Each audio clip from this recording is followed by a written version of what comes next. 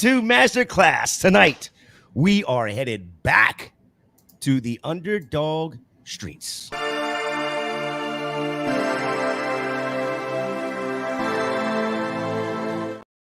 Welcome to Club Fantasy FFL. Welcome to Masterclass. Our co-host and substitute professor tonight, Mr. Joel Wirth, at the Joel Wirth over there on Twitter. And as always, you can find me at FantasyJ77 on Twitter. Before we get to the guest right below me here, let's go ahead and get everybody into this draft. It seems to be taking a little bit longer to fill than most drafts. So, Joel, if you and Nate want to go ahead and get entered into the draft, we are doing the marathon over there on Underdog. But tonight we have a great friend of Club Fantasy FFL, a gentleman that needs no introduction, just went public with his brand new fantasy brand, Optimus Fantasy. You must follow them, of course, on YouTube, on Twitter. Mr. Nate Polvogt, how are we doing tonight, sir? I'm doing great, man. It's nice to get behind the mic and not be hosting for the first time in probably like 3-4 weeks, a month, 6 weeks. I don't know how long it's been, but I'm enjoying it. I'm stoked to do some best ball. Haven't had a lot of time to do that either this off season. So I'm excited to get into it. It looks like we got a draft firing up, Joel. We're fired. Yeah, we're ready to go. Wow. I'm sitting in the 5 spot. Yeah, it was almost full when we got in, so good to go. Oh, that was nice. That was nice. So that was good. We got going already. Where are we sitting? Joel's at the 5. Nate, where are you at in this draft? Look like you're in the 11. Nate, you're not in this draft. Nate's muted already. It's Janate Jack is me. Okay. That was my original Twitter handle when I first started all this. So I'm 111. Okay, so you're at the 11. Okay, good. We're in the same draft. All right, like I said, tonight's best ball draft is hosted on Underdog. It is one of their newest tournaments out there right now. It is the marathon, $150 max entry, $15 entry, 30-second clock. Same as every other tournament they have. Half point PPR, 18 rounds, 1 quarterback, 2 running backs, 3 wide receivers, 1 tight end, 1 flex, 10 benches. Joel, you did one of these at lunch. I did. What is one of the unique things about this particular marathon compared to everything else Underdog has going on out there? So basically, the marathon it's a regular large pool best ball tournament, except there's no playoffs. So if you're someone who you like doing best ball, but you just want to draft best player available, something like that, don't want to have to worry about your stacking and your correlations and your bringbacks and all that stuff that you need to worry about in the playoff weeks 15, 16, 17. This is the tournament for you because it's just 1 week through 17, one big large field tournament, and that's really all there is to it. So you're just drafting the best players available and just putting the best team together you can. So no playoffs in this one, playing week 1 through 17. Yep. And we don't care about correlation. Why don't we care about correlation in this one here? Well, typically your correlations are, because you have basically a 14-week tournament to get into the playoffs and then 3 separate weeks of playoffs. So you're really interested in having correlations in those playoff weeks so that you can kind of separate yourself from the other teams. Here, you still want to have some correlation, but you're less concerned about like stacking and bringbacks and stuff like that. You're less concerned about putting everything into one big game that can kind of get you over the top and separate you from the field. So you want to have some correlation, but you're less concerned about stacking is kind of the way you want to look at it. Nate, please argue the fact that there still needs to be correlation in this tournament because there's the amount of people that are in this tournament. Or are you going to agree with Joel on this and we're just going to have a boring ass show? Well, the show's not going to be boring ass, I promise. But I do agree with Joel here. When you're going all 17 weeks, you don't necessarily need that correlation as much. So you'll get plenty of arguments from me, just not here. Yeah, we're not worried about playoffs. So correlation does not matter. But stacking is still something we do care about. Always stack. You have to stack. It just makes the most sense, right? Double up on those points, especially when you've got a potential combo like you can get Xavier Worthy a little bit later. If you get Patrick Mahomes early, you stack those two. That could be a stack that pays off huge at a lower ADP for Worthy. Now, speaking of stacking, Do you prefer stacking QB, wide receiver, QB, tight end? How do you prefer to do your stacking? That just depends on the situation, Jay. I mean, it comes down to who's going to be that number one target in an offense. That's who I want to stack with. Then obviously, if number one's not available, you go to that number two guy, whether that's a running back, tight end, wide receiver, offensive lineman, doesn't matter, right? You want to go for who's going to get the most targets that's available in that stack. So, I mean, in Kansas City right now, if you're going for the high price stack and you can pull it off, you want to go Kelsey, Mahomes. If you're looking at Detroit, you want to go Goff and probably Amon-Ra St. Brown or Sam Laporta. So finding those high target guys for the stack, regardless of position, doesn't matter. That's the route I always go. Joel, how do you prefer your stacks? Well, I'm a zero RB guy, so I'm focusing on receivers early, tight ends early, especially in a tournament like this where you're playing against the entire field, right? There's no separation. There's no, once you get moving to the playoffs, you're playing through against the entire field, the entire way through. So I want players who can be positional difference makers. Like a Travis Kelce was 2 years ago when he was like 60% better than the field at tight end, and you had to have him or you just had no chance. So those are the kind of players I'm looking at, just the real high end, the ability to be a positional difference maker. And, if I can put that, take Kelce and stack him with Mahomes, that's awesome. Because that's where the correlation comes in, right? Because if Kelsey's that good, then Mahomes has to be that good. And that was the case 2 years ago. Mahomes was the MVP. Kelce had basically an all-time tight end season. So that's really what you're looking for in a tournament like this. What's up, Rasta? Rasta's in the chat as well as Miss Charlene Erickson. How are we doing tonight? Guys, if you want to support Club Fantasy, you have trade questions. I've got two guys on this show right now. Joel and Nate both love these trade questions throughout fantasy. Drop it in with a super chat. Let us know that you want to support Club Fantasy, and let us know that you want to support, the guys and the gals that are busting their humps trying to get you the advice that they need to get you. I will warn you guys, though. I was I roasted trades for Trophy Smack for like a year and a half. So there is nothing wrong with roasting. There's nothing wrong with roasting. Oh, no, I agree. Trades. Just buyer beware. That's all I'm saying. Oh, yeah, absolutely. Absolutely. Buyer beware. That should be in the intro, right? Buyer beware no matter what. Buyer beware. Right? In every show for every company. Every show for every company. Because, we play fantasy. We just, we have a microphone and a camera. We don't know everything. Hell, not everything. NFL doesn't know everything, do they? No. Yeah, I don't know if you guys saw that tweet I sent out today. Just because, long story, I've seen some people who think that they would be better NFL GMs than most NFL GMs. And let's be honest, guys, we're fantasy analysts. Like, yeah. Are we good at the fantasy GMing? Yes, most of us are very good at that, but real NFL GMing, different. So I just simply said, community note, there's a 0% chance you would be a good NFL GM. The amount of people who disagree with me on that is kind of startling, guys. How do you Jay, would you be a good NFL GM? No, because I don't math. See, me neither. Joel, I feel you look like an NFL GM. I'll give you that at least. You do. You've got that jawline that says I'll headbutt you, but also I sign really good players. I think I would be all right after several years of kind of interning and learning on the job. But yeah, as is, no, I would not. Well, I had one guy reply and said, "Well, how hard could it really be?" I mean, I don't know. Ask Terry Fontenot. He seems to be having a really freaking hard time with it, right? Yeah, there's a few of them that have a hard time. Very few of them are elite of elites. Oh, my Broncos have a pretty crappy GM right now, George Patton, so I feel that. Joel, I don't know where we are in this draft. Let's see. We got the first round goes Christian McCaffrey, CeeDee Lamb, Tyreek Hill, Bijan Robinson, Justin Jefferson, Jamar Chase, Amon-Ra St. Brown, A.J. Brown, Breece Hall, Puka Nacua, Jahmyr Gibbs, Garrett Wilson.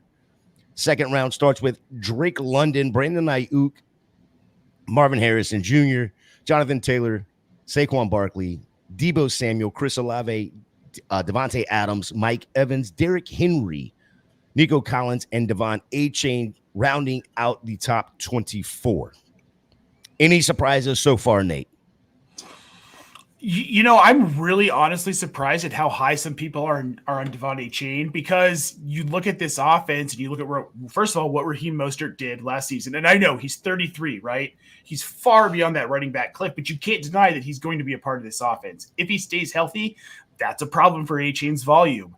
And then you have the Jalen Wright pick, which, yes, he's been hurt. He didn't show up for the Senior Bowl, even though he was supposed to because of that knee injury, but looked really good at the combine, looked good in his pro days. He's a speedster, and whether you like it or not, that is going to cut into A-Chain's volume. I think he's just overall, for me and for my comfort, going a little bit too early in drafts. Joel, anything pop off to you? That's a little bit, it's actually quite a bit earlier than Derrick Henry typically goes. I'll bring the board back up here. He went 22. He usually goes kind of the back end of the third, maybe early fourth. So that's kind of a full round before he typically goes. So that was a little bit of a surprise. Yeah, I think that's the one that stood out to me because it just seems to be like a little creeping up the board. There he goes off here at RB7, where, usually he's more. I've seen him go in the dead zone more than I've seen him go in the third, fourth round. I've seen him go in that RB 18 range more than I've seen him go in this RB 7 range. Yeah, that's definitely aggressive for I can't blame that person, because I think we talked about being a positional difference maker, and he could be kind of historic in that offense with Lamar Jackson. So someone I'm definitely interested in this format. But yeah, like I said, this is very, very much earlier than he normally goes. You got a few minutes before you pick again. Let me go ahead and read off the third and fourth round as we're coming to the end of the fourth round. Kyron Williams, Jalen Waddle, Stephon Diggs, DJ Moore, Malik Neighbors, DK Metcalf, Devontae Smith, Sam Laporta being the first tight end off the board, it looks like, Cooper Kupp, Michael Pittman Jr., Isaiah Pacheco, Josh Allen, the first QB off the board there at pick 36. Travis Kelce. The fourth round starts with Travis Kelce, Dalton Kincaid, Amari Cooper, Zay Flowers, Lamar Jackson, Jalen Hurts, George Pickens, Trey McBride, Josh Jacobs, Patrick Mahomes, Travis Etienne, and then Tank Dell ending the fourth round. And it looks like you're coming up on the board here. Talk us through this pick, if you don't mind. So I've got 3 receivers, 1 tight end. I got my elite tight end in McBride, who I like quite a bit. So I'll probably look to stack him with Kyler Murray, but I think I can maybe wait a turn here because Richardson's on the board. He's going to go. So I'm going to take another receiver. I think I'll probably take Christian Kirk, just because I think that's a really kind of sneaky offense in Jacksonville. So, and Kirk's got that high floor that he's going to get a ton of volume that I can use to kind of buttress the bottom of my lineup at all points. Joel, I got a question for you on that Kirk pick. How much do you think Brian Thomas Jr. helps Kirk in this offense to take some of that attention away from him? Quite a bit. Like I compared Brian Thomas to like Christian Watson with healthy hamstrings, and Christian Watson is really important to the Packers offense because it allows it kind of takes the top off the defense, lets those horizontal route concepts get deeper that LaFleur likes to run, and I think you're going to see something similar and that they want to do that because they signed Gabe Davis as well. Brian Thomas is just a much better version of Gabe Davis, so I think that really lets Kirk and Engram kind of run wild underneath, and should give them a ton of opportunities. Now, how high do you have Engram, though? I guess would be my next question in this offense, is if we're going to stay on Jacksonville here for a minute, because I like Evan Engram a lot, but can he replicate what he did last season? See, in this format, I don't like him a ton just because this format is very touchdown heavy, right? It's half PPR, and Ingram's in his career has been more of a volume guy than a touchdown guy. And I think Thomas is going to be an end zone weapon. He's a big guy. He's going to let a high value touches. So I don't think Ingram's going to get a ton of touchdowns. So I don't like him. I think he's clearly in a tier behind the Kittles and McBrides and Andrews, Pitts, that group. I think he's behind those guys. Would you be more format? That's fair. I've got to make my pick here, so you guys keep talking. but I know who I want, so at least I have that. Yeah, so I want to go back to the Brian Thomas. I everybody knows that I'm not a huge Brian Thomas fan. I think that he's a one trick, two trick pony kind of a thing. But I do agree, Joel, that it is absolutely going to help Christian Kirk out because he's going to, like you said, take the top off, and it's going to give a lot of room between the linebacker and safeties for Christian Kirk to just run pretty rampant out there. Exactly. The Gabe Davis one, okay, whatever. But I saw a thing the other day, and I don't remember exactly who put this out there, but the winners of Best Ball Mania over the last couple of years, Christian Kirk's been on every lineup. Oh, really? I didn't see that. That's interesting. Yep. Could that just simply be because he was such a value at ADP last year? Last few years. The last few years. Yeah. The last few years, he was such a value because where was he going? Like 6th, 7th round, 8th round, maybe? In some he was going 7th, 8th, 9th, 10th. Yeah. Some going as late as like the 12th round. Oh, I was guilty of it too, man. I did not believe in Christian Kirk. I thought this Calvin Ridley thing was really going to hurt him. I thought Zay Jones was going to be more involved. It didn't happen. No. Yep. And the connection that Lawrence and Zay Jones had, that was something that was like very, very surprising. Mr. Albert is in the chat. Scampers, the crazy old cat, in the chat. The most beautiful beard I have ever seen in person. Hands down. And I've met John Helmkamp. So I'm just saying. That's a proper beard right there. Oh, it's a very proper beard. I mean, so much so that he can like braid it. I'm jealous, Scampers. You know I am. Very, very, very, very jealous. Anthony says he loved Kirk this year and he loved him last year, especially when Ridley moved up to the 2-3 turn, giving, it basically, it moved Christian Kirk down the board a little bit. Similarly, not to completely change subject here, but similarly with the Stephon Diggs move to Houston, it's kind of moved Tank Dell down the board.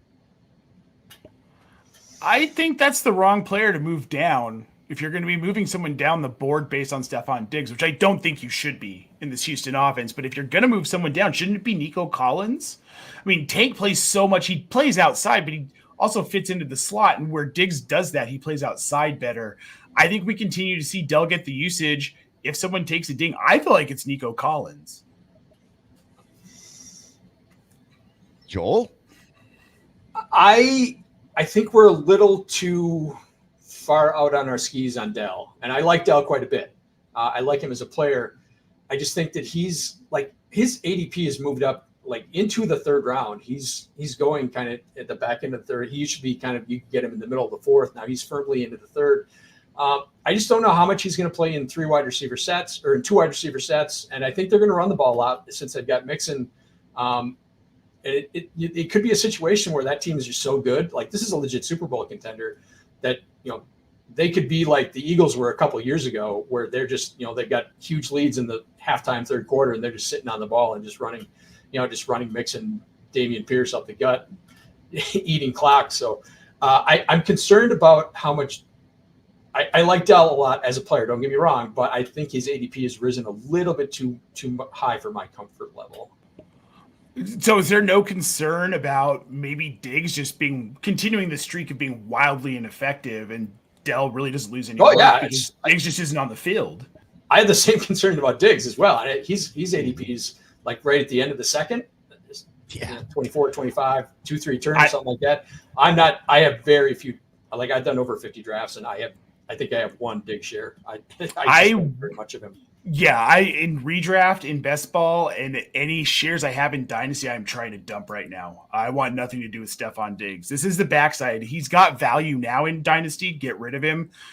You should really, unless his value drops in best ball and redraft, you don't want him. That's just it's fool's gold, if you will.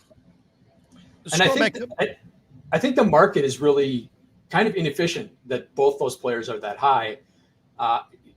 One of them has to be wrong, right? You can't really, unless Nico Collins gets hurt, you're basically making a bet that your kind of league market is making a bet that Nico Collins is going to get hurt because they can't really both perform at that ADP.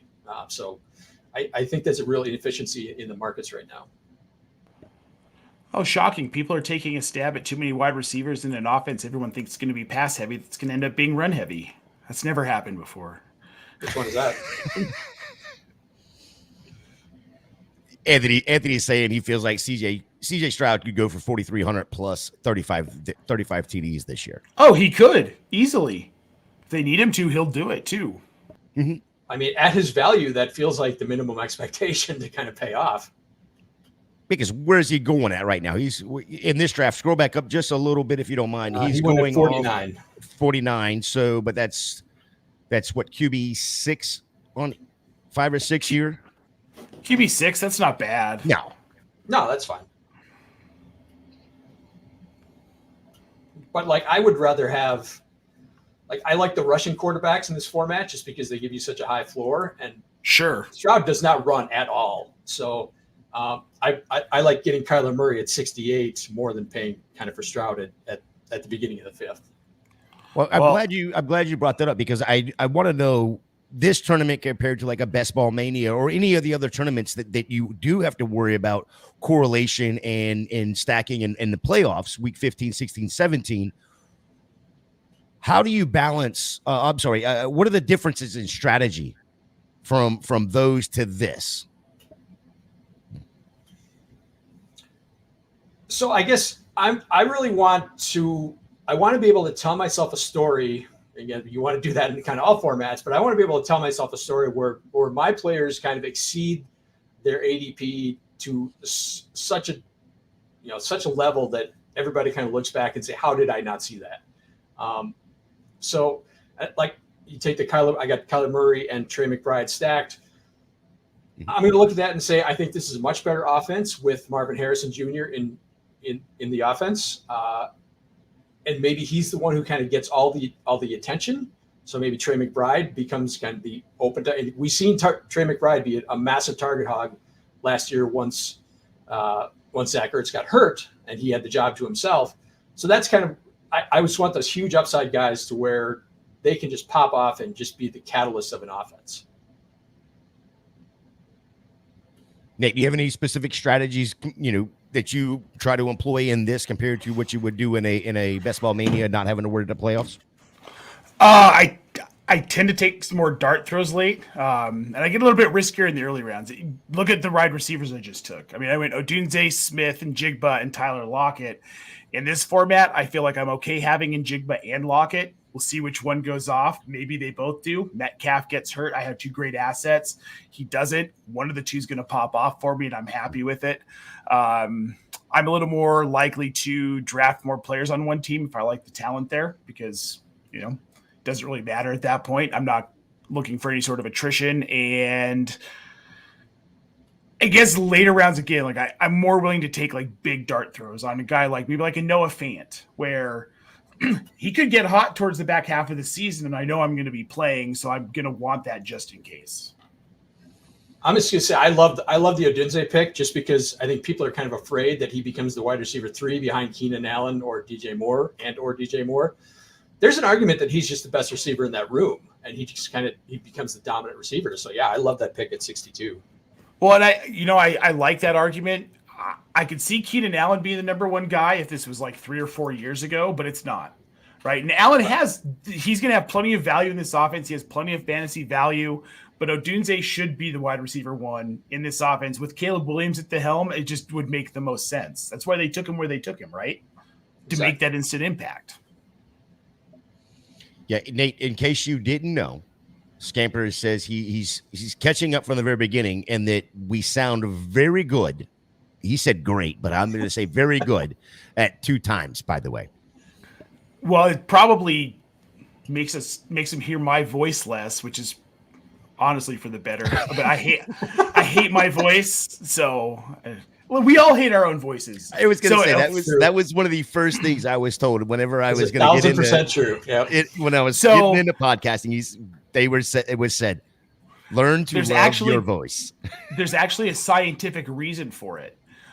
Because when you hear your own voice when you're talking, you're hearing it through the reverberation through your bones up into your ears and eardrums. But when you hear your voice recorded, you're hearing it in its pure form, which is completely different than the way you actually hear it in your ears. What accent? I don't have no freaking accent. I would never know you were from Florida.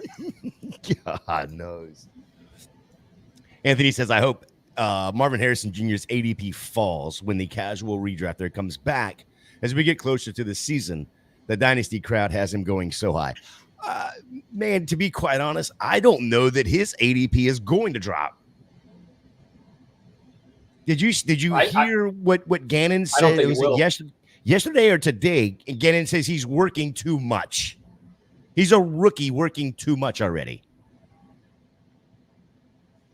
Look at whose dad is, though. Yeah, exactly. He's going to be super sexy. What do you expect? That was my first thought when I heard it. I was like, are we not paying attention to who his dad was? His dad was the exact same way. Hall of Fame wide receiver, of course. And that has blown my mind about this Marvin Harrison Jr. discourse. Combine, draft, when it's like, well, he's not doing this, he's not doing that, he's not signing the NFLPA deal or whatever he's doing. I caught myself. His dad's Marvin Harrison Jr. or Marvin Harrison Sr., Hall of Fame wide receiver. The man had a storied work ethic when he was in the NFL. You think he didn't transfer that to his kid? Yep. So there's things behind what he's doing. The talent's there. It's part of the reason why I have Trey McBride behind Dalton Kincaid in my dynasty rankings, because plain and simple, I just don't think the work's going to be there for McBride in an offense that's going to run the ball, has a mobile quarterback. He's going to get his. He'll be tight end 4 or 5, but I don't think he deserves to be ahead of guys like Kincaid or Pitts. I remember when he didn't work out at the combine, people were saying, oh, he's costing himself millions of dollars. No, he's not. No. He's that damn good. He's not costing himself any draft position whatsoever. It's just that was such nonsense. He has every right to do whatever he wants and not work out if he doesn't want to. Well, and it's like these people don't understand that these guys they mostly know where they're going. So why would you spread all this other information? Why would you do these workouts, get hurt? You already know where you're landing. It's fine, guys. It's fine. He knew he was going to be the first non-quarterback taken. It was just a matter of who didn't take a quarterback. Yeah, exactly. Right. Nate, I gotta back up. Because you might be the first one I've heard say this. Kincaid over McBride for you. Yes. Yep. Please explain. Target competition, plain and simple. There's more competition in Arizona for targets with, I think, what's going to be less passing volume than what we're going to have in Buffalo. I can't see that team. You've got Trey Benson and James Conner in the backfield.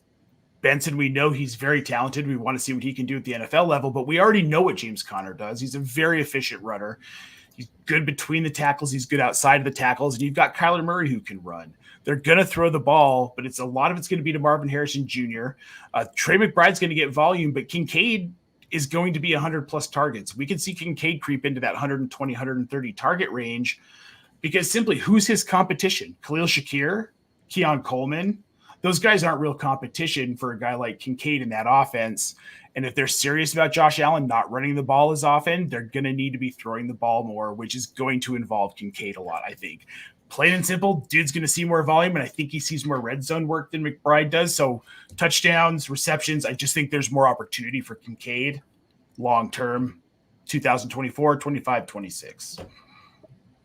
I'm going to try to do this again. I'm going to try. Joel. Fight Nate. I'm not going to say he's wrong. I'm just going to say, like I said, we saw McBride be a complete target hog when, like a legit receiver level target hog after Zach Ertz got hurt. I'm going to make my picture real quick. And I don't think that's going to change. I think the defenses are going to focus on Marvin Harrison, and he's obviously good enough to still be productive in that role. There's going to be some run volume there, but I just think that McBride and Murray have a connection. So I don't think he's going away. I don't think he's fading away. I like Kincaid. And Nate's argument is totally accurate about that. I certainly like Pitts in the Atlanta offense, running the Zach Robinson, kind of bringing in that the McVay offense to Atlanta, and bringing in Kirk Cousins and an actual quarterback to play with him, and getting Everett Smith. I certainly like his upside. I just think we've seen it from McBride. We've seen how he and Murray work together, and I'm willing to bet on that continuing. And that is a very fair point. And I don't want to take anything away from that connection, because we do know it's there. And I could be way off. And I have been told by a handful of people that I'm absolutely crazy. I had a guy try and drag me on Twitter for 2 days because of my rankings here. And I get it. For me, if talent's equal, which for these two guys, I kind of feel like talent's mostly equal, I just think that the volume puts Kincaid over the edge. That could change. We don't know. They're not done. They could trade for a wide receiver in Buffalo. They could sign somebody off the free agent market that could ding some of his volume. I just don't see it happening. No, and I expect Kincaid to be the leading receiver in that room. He has to be, right? He has to be. There's nobody else. Yeah, I think it's a very interesting argument, because you can make the argument for either way, of course, but you could also see either one of the arguments being, the right one. My only concern right now is, we saw what Kincaid did with Diggs in the offense, right? We haven't seen him without Diggs in the offense, but we did see McBride with 0 wide receivers in the offense outside of Hollywood Brown, who every time he got thrown the ball, he just didn't catch it. But whatever, that's, you don't have to do that as a wide receiver, evidently in Arizona. So we did see what Kincaid or what McBride can be getting the volume. Yeah. We haven't seen that from Kincaid yet. And that's very fair. That's very fair. I suppose I just like Dalton Kincaid in this offense. Not that I don't like McBride.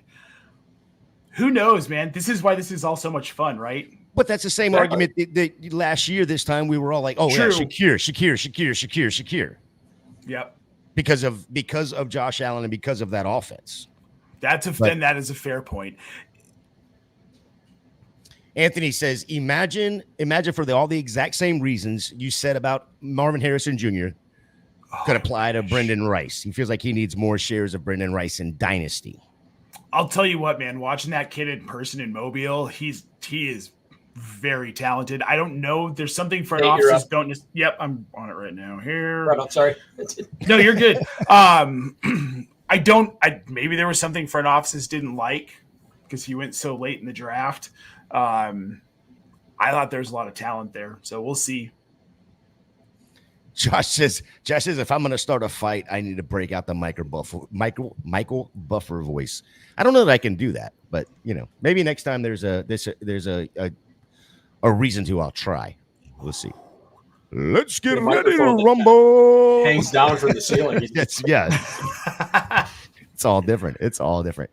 Are there any specific player positions that you find more valuable in best ball? Well, I think wide receiver. I'll start out. I'm the 0 RB guy, so yeah, I'm all about the receivers. They're more reliable. There's just less volatility. I know what I'm going to get, and right now there's a pocket. If you look at where I started taking receiver, I'd taken started taking running back 4 in a row. Brooks, Javonte Williams, who I want to ask Nate about, Austin Eckler, Chase Brown. Those are all guys I'm very happy with. In my running back, I'm fine in best ball. I'm fine with that running back room. So. I would much rather take the higher end receivers early, and you're going to see I think the receivers we're at the point where receivers are getting really thin now, and there's still running backs I'm okay with rostering.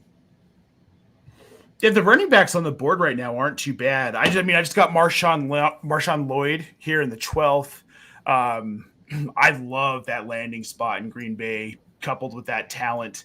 He didn't get as many targets as you'd like to see in the passing game at USC, but man, that kid can catch the ball. So I think he kind of slots in nicely into that Aaron Jones role when he sees that kind of materialize. I'm hoping it's sooner rather than later. Great buy in Dynasty, but his value in best ball right now, 12th round, I'll take that all day. Yeah, Joel, you wanted to ask Nate about Javonte Williams? Yes. Yeah, Nate's a Broncos fan. I I like Williams quite a bit this year. I think I think he's getting double negatively counted for the injury last year. It's like he didn't perform well, but we didn't expect him to going into the season. So like, why is he being dinged? Because he didn't have a great year. He was fine. He was okay, but he wasn't great. Yeah. So I think there's a chance for a bounce back there. I would agree with you if I didn't live here and listen to a lot of local sports media. It seems like what I'm hearing is that Sean Payton just doesn't love Javonte Williams' running style. Doesn't feel like it fits what he wants to do with this offense. He likes Jaleel McLaughlin a lot more, and they really like Audric Estime at this point. I think there's a spot for Williams. I think as long as he's going farther back in drafts, I'm okay with rostering him. But you've got to really measure your expectations. This could be a really good year for him. He could kind of bounce back and have that breakout that we're hoping to see, be the back that we thought he was going to be his rookie season. But there's also a really good chance. I mean, he ends up slotting himself in as like RB 38 to RB 42 this year and just doesn't see the volume that we had hoped for and kind of fizzles out. And that's probably the end of him. If he doesn't make a splash this year, I think we've seen the end of Javonte Williams. That's going to hurt some people's feelings.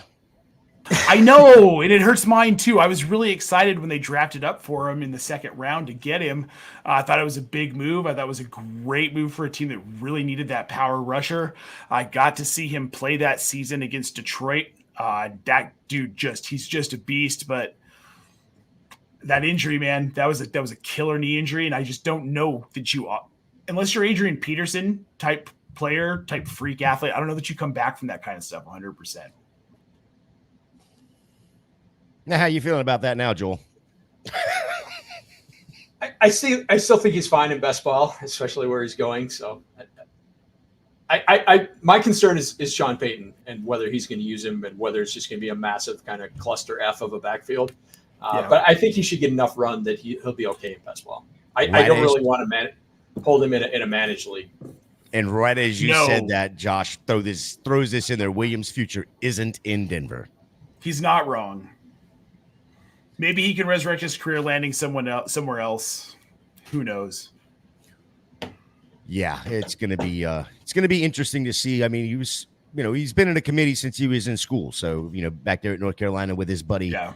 That's right down the road from him now in Arizona. So we got Killer Quicks has a quick question for us. 12-man full PPR Superflex. What QBs do you think will be available in the later rounds that might be viable? I mean, I've seen Bowden. I was going to say, I'm assuming that this is for best ball, but you can answer it how you feel best. I would, guys I've seen go a little bit later. I like Brock Purdy. Boy, this is not making me let my pick. There we go. Did I get it in? Yes. Got it in. Guys I'm seeing going later, quarterback that I like. Brock Purdy's kind of fallen a little bit the last couple of weeks. I've seen in a few drafts, which I don't really understand. I like Stafford late. I think people are sleeping on him. I think he's going to have a pretty solid season. Will Levis is a guy that I really, really like the potential of this season. And if you're going to take a stab at a QB later in these super flex drafts, he's a great guy to take a stab at. Look at the offense he's got. I mean, they've built around him. Tyjae Spears is about to go off. Big fan of him in that offense, especially with Derrick Henry gone. And I don't care about Tony Pollard. And I think what they put around Will Levis gives him a chance to succeed. We don't see it this year. It's not there, right? I don't hate taking a stab on Drake May late. I mean, people seem to be forgetting this is a different head coach. This is a different regime. This is no longer the Bill Belichick offense. This should be a little bit more dynamic. I think we might see some more fun out of the New England offense for a change. So he's a guy I like taking stab at late. And Killer comes back and says it is for redraft. So I don't know if that changes your thought process there or whatnot. But Joel, late round quarterbacks for you. I agree on Levis in that he's going from one of the most defensive-oriented head coaches in Mike Vrabel to Brian Callahan. They also brought in Bill Callahan, Brian's dad, one of the best offensive line coaches of all time.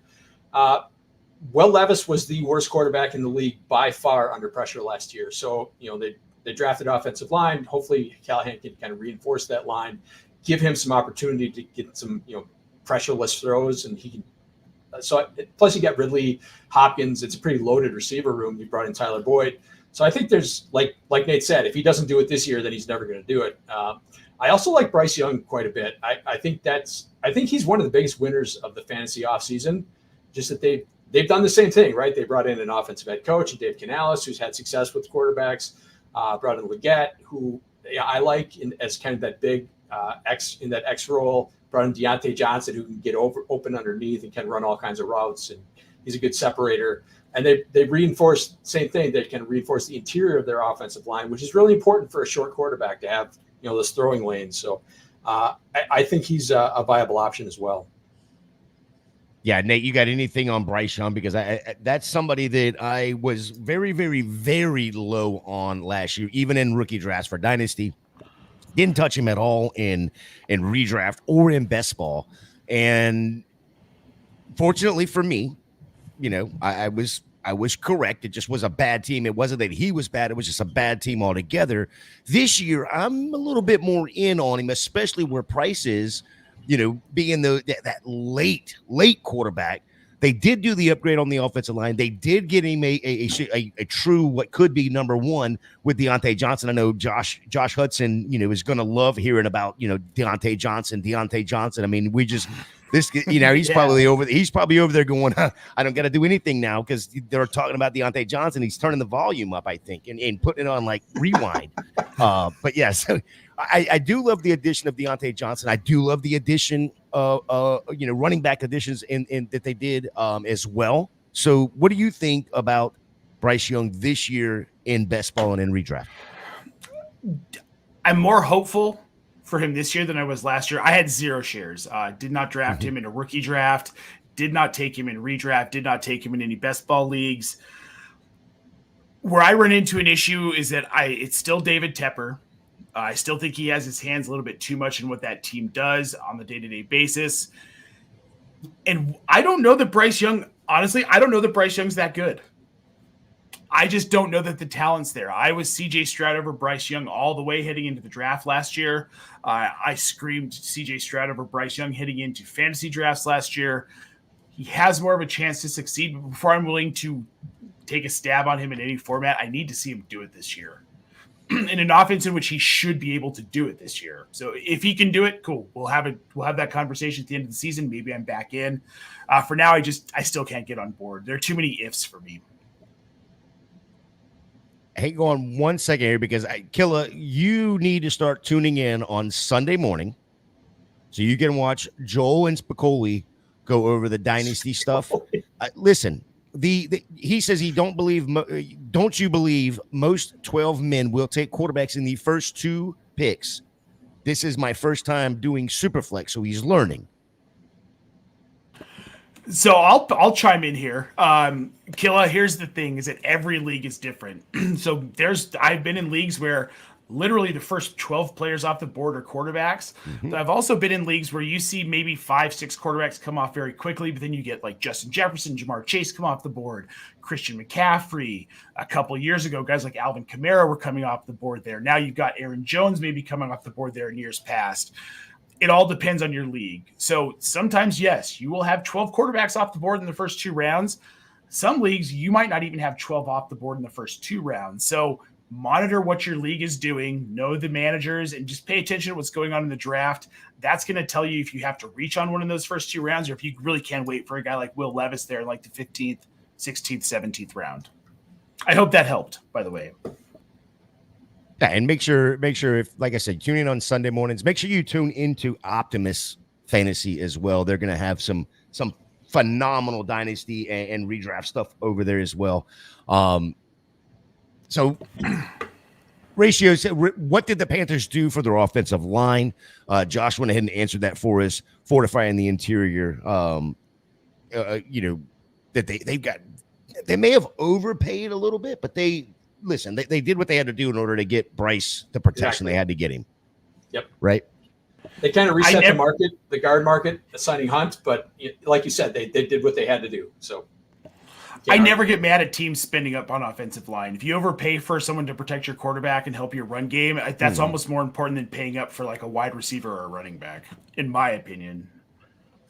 Yeah, we're into the 17th round of this draft, and we'll recap a little bit more. We've had some great conversation with Nate Polvogt from Optimus Fantasy, brand new site over there. Make sure you are subscribed to their stuff as well as our our substitute professor this evening, Joel Wirth, has got us going in a what is this? The marathon. Remember, this draft is the full 17 weeks, no playoffs. We're just playing the whole NFL schedule here. I do want to go back real quick to some late round quarterbacks and ask about a particular one that seems to just be falling and falling, and people just don't like him for whatever reason. Maybe it's the issues he had in Denver or whatnot, but Russell Wilson.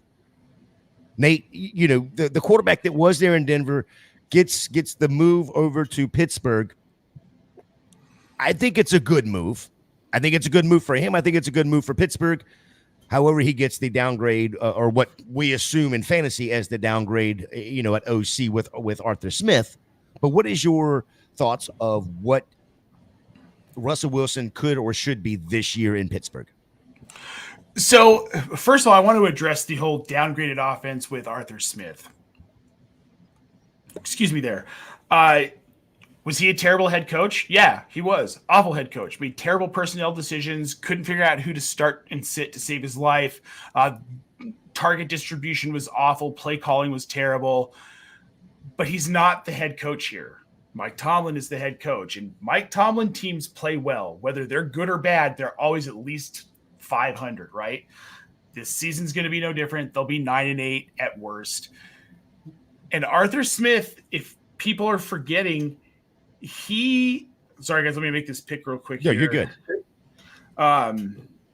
Remember Ryan Tannehill in Tennessee when he had those like 1.5 really good seasons in the Arthur Smith offense, where it was like, holy crap, this dude who sucked so bad in Miami all of a sudden became fantasy viable for a couple seasons. I don't see why we're not looking at him possibly being able to do that with Russell Wilson, right? I mean, is Russell Wilson even a shadow of himself? No, he's not. He'll never be back to that form, no matter who the coach is.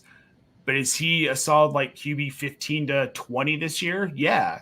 I mean, he should be in Superflex leagues. He should be going in that second tier of quarterbacks, and it's silly to not. Justin Fields is the future, more than likely, but Russell Wilson is their quarterback this year, and he's got a pretty good offense behind him. I think people are sleeping on him just a little bit too much. Yeah, I 100% agree, and that's the reason I brought him up, because you know, when you look at where he's going in drafts, and Joel, I don't know if you agree or disagree here, but where he's going, especially in best ball drafts, he's going as, you know, in the 200, somewhere in that 200 range overall. Usually doesn't get drafted in single quarterback, and he's a starting freaking quarterback. Well, it looks like he's not going to go here. He's still floating around. We've still got Young, McCarthy, Derek Carr, Justin Fields ahead of him.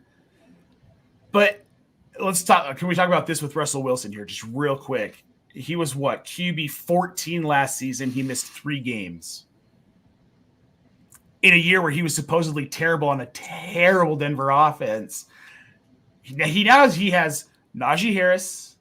He has Jalen Warren. He's got George Pickens. He's got Pat Freiermuth. He's got Jonnu Smith. I mean, this is a better offense than what he had last year.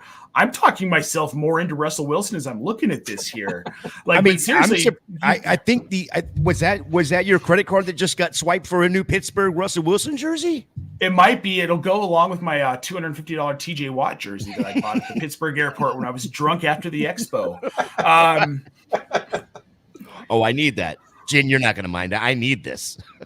She was there. She bought a pair of $100 Steelers cons that are hanging on the wall right there. Nice. That's right. Yeah, I mean, I'm kind of buying into Russell Wilson. Thanks, guys. You're welcome. Love it. You're welcome. You're welcome. Joe, real quick. Run your thoughts on. Yeah, let's ride. Run your thoughts on Russell Wilson. I don't know if you agree with me or Nate or how do you feel about Russell Wilson?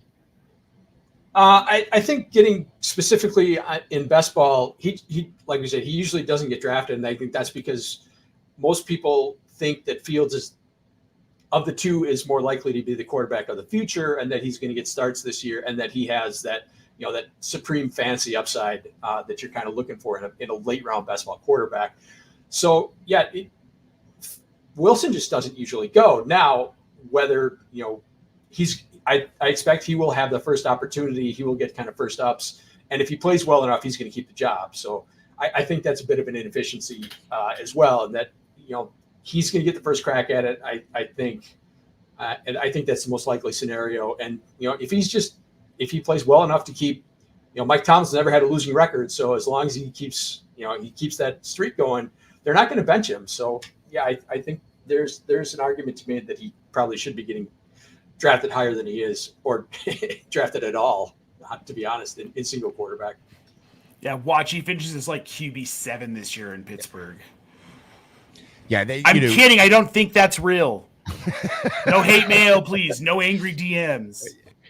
Yeah, leave it up to Faith. She'll clip that, and that'll be all over the place. But if the draft just got completed, so I'm going to go ahead and pull it. Can you pull it back up so we can see the board?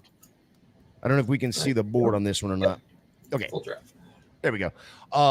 But just to end the Russell Wilson talk here, if you believe what Hoove has said in the past, what a couple of other analysts have said,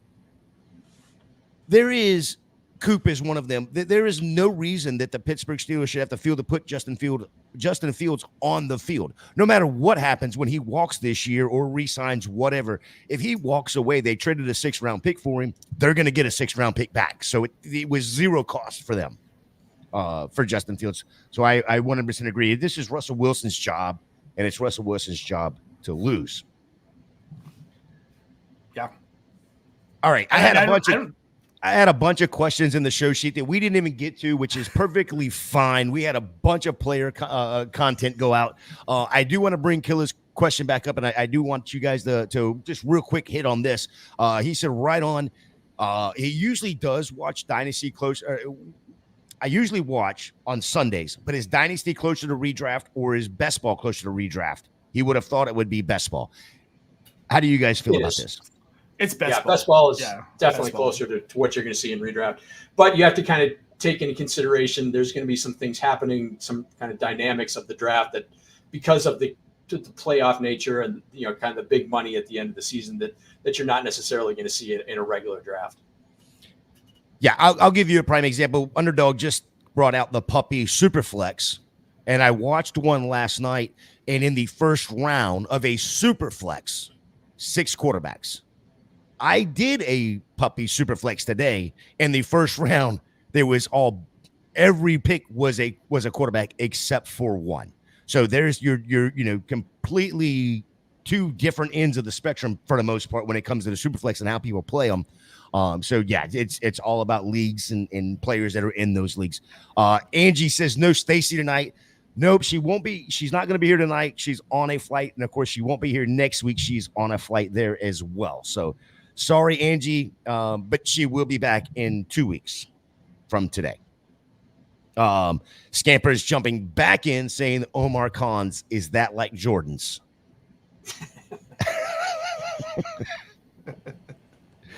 Charlene's doing 2 Puppy Superflexes, and CMC still went in the top 5 in both. I'll say I did a Superflex draft last night on my stream. I got the 1 pick.